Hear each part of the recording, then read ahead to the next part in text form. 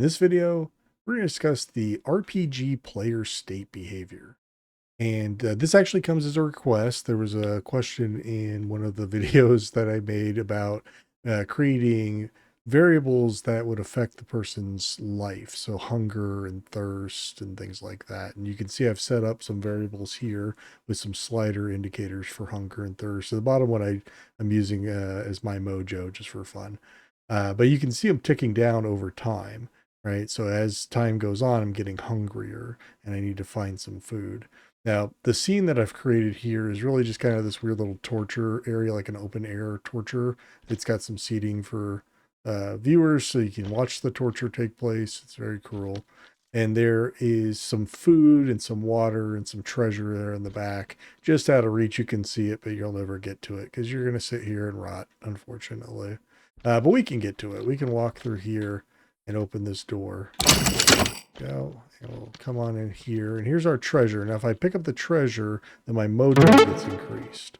And then eventually over time, that'll tick down. I use my mojo a lot. It's really just a nothing variable, just kind of a made up variable. Maybe you could use it for like a buff or who knows. But, you know, there's one. And then we have the thirst ticking down. So if I consume this water, then the water indicator goes up. And then over time, that'll tick back down. And then with food, now that food looks a little green to me. So if I eat this food, then not only did my hunger go down to 0, but because I'm starving at this point, I'm now taking damage. So after a certain threshold, whatever you choose to make it, if you reduce below that point, then you'll start taking damage every so often until you increase it above that threshold. So that's how the RPG player state behavior works. And I believe that's what Mr. Sanchez was asking about. Let me show you how all that works. And in order to get started, I think what we need to do first is revisit how to create user global variables just to make sure that that's clear. So we're going to go back to the in-game HUD. And here, we'll start with these up here. So I've created 6 user-defined globals. And all you got to do is click this button. That creates a variable. And you got to give it a name. So you got to click in here. And you can, like if it, sometimes it'll let you just type in there. Other times you have to click custom value. And if you do that, then you can type in, I don't know, like my var, right? Whatever you want to call it. Doesn't matter. You don't have to say my, you can just say whatever you want. And then you press enter. Make sure you press enter because if you don't do that, it's not going to save the variable. But now you've saved it into memory and you can preset that to be whatever value you need it to be. So in my case, I've got them over here. Now these H's indicate that the variable is hidden.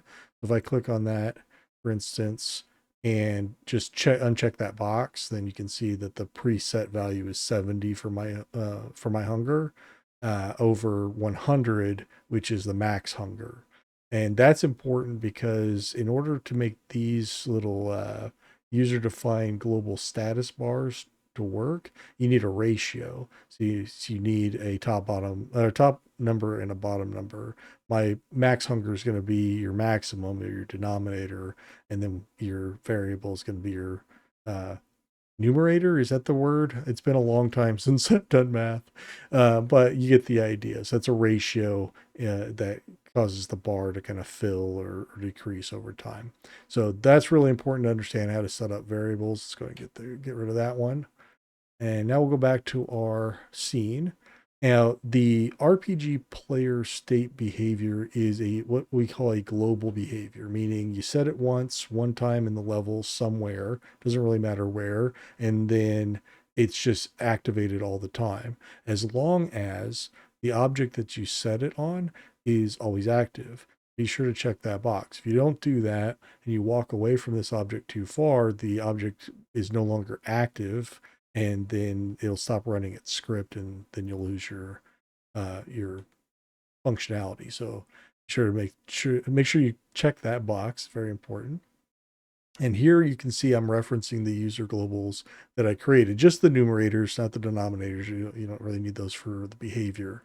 So my hunger, my thirst, my mojo. There's even a 4th user global slot. I chose not to make a 4th because I figured by this point you kind of get it. So I just left that alone. So you put the variable reference here, you put the amount that it's going to be affected by and the frequency by which it'll be affected, and that's in seconds. So it's every 10 seconds, this variable is going to be affected by 5 points. And then you can choose the effect. Are we adding to it or are we deducting from it? So it makes sense you would get hungry over time. And so we would deduct from that bar, indicating that we're getting hungrier and hungrier. And then we have this option here. There's damage level and damage amount. Damage level means at what point in your hunger, like once you get hungry enough, at what point are you going to start taking damage? Now, I set mine pretty low. I set mine to 10. So if you think about a bar that's 100 long, and that's 10% of that bar, if it drops below that threshold, I'm going to start taking damage because I'm so hungry. And then the damage amount is just how much damage am I taking every 10 seconds.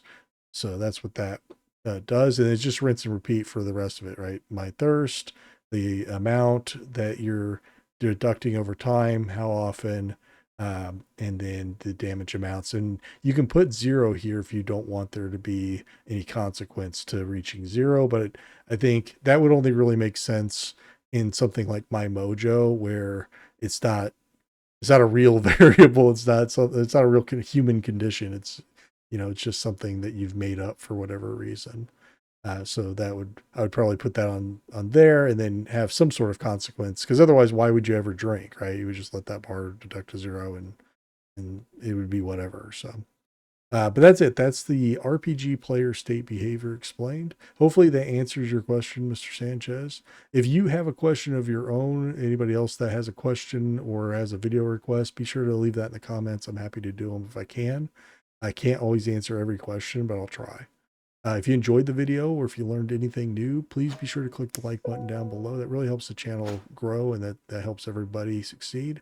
If you're new here or if you just haven't subscribed, great way to grow the channel. Be sure to subscribe. I'm trying to get the word out about Max, get more people interested in it. The more people that are interested in Max, the more resources Lee has to work with in order to make Max better for all of us. So be sure to subscribe. You can do your part. And then lastly, if you'd like a notification for whenever a new video is posted, just click the bell icon and that'll let you know when a new video is ready. Thanks so much for watching all the way through. I always appreciate that. I really do. And I'll see you in the next one. Bye for now.